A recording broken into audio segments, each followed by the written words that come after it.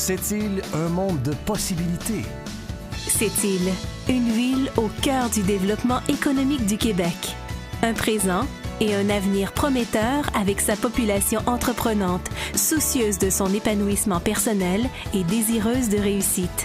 Un développement économique impressionnant et durable, appuyé par de grandes entreprises du fer, de l'aluminium, de l'apatite et de nombreuses PME audacieuses. De par sa position stratégique sur le plan géographique et économique, cette île est un carrefour portuaire, ferroviaire et aéroportuaire, donnant accès tant au nord québécois que vers les grands marchés internationaux pour les entreprises ambitieuses de s'ouvrir vers le monde. Parmi les premiers ports canadiens pour le tonnage manutentionné annuellement, le port de cette île offre des possibilités de transbordement de marchandises en vrac quasi illimitées. Toute l'année durant, le port naturel en eau profonde accueille des navires de fort tonnage en provenance ou à destination des Grands Lacs et des 5 continents. Avec ses 40 km², ses 80 mètres d'eau de profondeur à l'entrée et l'expertise de son personnel, le port de cette île s'adapte à toutes les demandes de ses clients. Avec les nombreux projets miniers en développement du Nord québécois et du Labrador, le port, en partenariat public-privé, a mis en place un quai multi-usager qui reçoit les super minéraliers de plus de 300 000 tonnes. Cette infrastructure propulse le port de cette île parmi les plus importants ports au monde. Avec un tel dynamisme, il est facile de comprendre pourquoi d'importants consortiums américains et internationaux aient choisi d'établir leur usine à cette île. La compagnie minière IOC du groupe Rio Tinto y transforme et exporte le fer du Nord. Un regroupement d'investisseurs y ont érigé Aluminerie Alouette, la plus grande aluminerie des Amériques.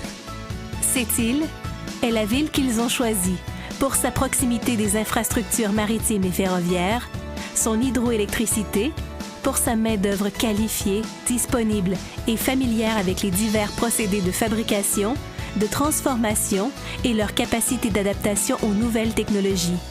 En effet, ville résolument industrielle, des centaines de PME sont spécialisées en sous-traitance pour la grande industrie. Cette île dispose d'un réseau de transport parfaitement approprié à sa vocation. Avions, trains, camions et traversiers assurent régulièrement un volume croissant de déplacements de tout genre.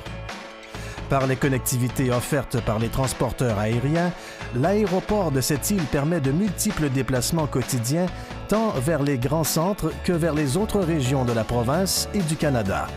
Le lien routier de la route 138 permet également un accès aux autres localités de la Côte-Nord et à l'ensemble du Québec. L'économie de cette île se distingue par son inventivité, son désir de trouver de nouvelles technologies et la volonté de développer des services adaptés aux besoins d'une vaste région grâce au maillage des entreprises avec les établissements scolaires. Chaque année, de nouveaux projets d'enseignement naissent, permettant de former une main-d'œuvre compétente et spécialisée, répondant efficacement aux secteurs d'activité les plus en demande.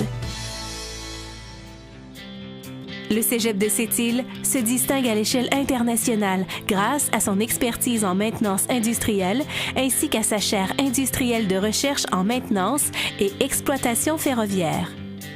Dans un même ordre d'idées, les PME de cette île ont découvert par le développement de leur expertise une façon d'exporter leur savoir-faire un peu partout sur la planète. Exceller, c'est aussi aller plus loin dans tous les domaines, fabrication d'équipements pour l'industrie primaire, technologie unique de revêtements métalliques et céramiques, conception de produits hydrauliques de haute performance.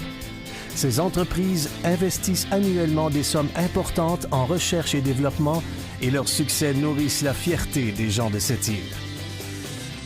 La proximité du golfe Saint-Laurent, dont les eaux regorgent de poissons et de fruits de mer, entraîne également une activité économique significative. Le crabe et la crevette pêchée sont ramenés à quai en moins de 2 pour être transformés afin d'y conserver toute leur fraîcheur. Une fraîcheur qui fait la renommée de cette île parmi les amateurs de fruits de mer. Sa population en croissance profite aujourd'hui de plus de 1000 places d'affaires, dont une cinquantaine d'entreprises dans le secteur manufacturier et plusieurs centaines en approvisionnement, distribution et services professionnels. Cette île est aussi un lieu de rencontre avec les Premières Nations. Depuis des siècles, la communauté Innu et allochtone cohabitent et évoluent avec des valeurs d'échange et de partage. Une société qui s'adapte aux réalités nouvelles de la vie contemporaine pour réaliser son mieux-être et son développement, tout en conservant ses activités traditionnelles pour la préservation de la culture.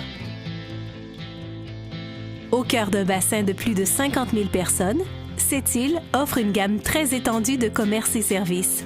2 centres commerciaux d'importance complètent un réseau de plus de 200 commerces, boutiques et autres services répondant aux exigences les plus variées.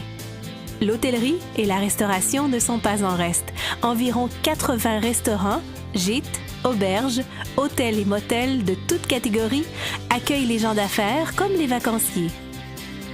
Cette île est un centre administratif régional de grande importance sur la côte nord et par souci d'être bien servi sur tous les plans, les septiliens et septiliennes s'impliquent activement dans les organisations politiques, économiques et sociales de la collectivité. D'année en année, les récoltes des campagnes caritatives battent des records par capita à l'échelle nationale. Consciente de l'importance de son rôle dans la région, la Ville appuie avec vigueur les projets d'envergure, tout en développant des politiques audacieuses et transparentes pour le bénéfice de ses citoyens.